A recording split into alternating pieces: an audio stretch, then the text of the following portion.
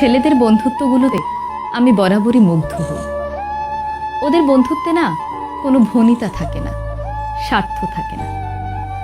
গতকাল এক্সাম দিয়ে ফেরার পথে বাসে অনেকগুলো স্কুল ছাত্র উঠল। দেখলাম ওরা একজন আরেকজনের ভাড়া দিয়ে দিচ্ছে, একজন আরেকজনের ব্যাগ ক্যারি করছে, একজন আরেকজনকে বলছে, তুই যদি রেজাল্ট ভালো না করিস তাহলে কিন্তু ভবিষ্যতে এমন বাসের হেল্পার হবি। আরেকজন বলছে, আর তুই পানের দোকানদার হবি। ওদের এই খুনসুটিগুলো দেখতে আমার বেশ ভালো লাগছিল।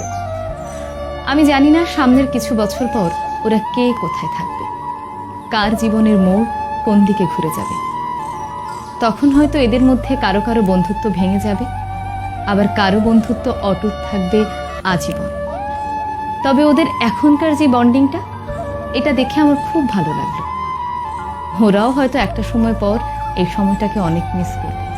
তবে যে যাই বলুক না কেন, ছেলেদের বন্ধুত্বগুলো অদ্ভুত রকমের সুন্দর হয়।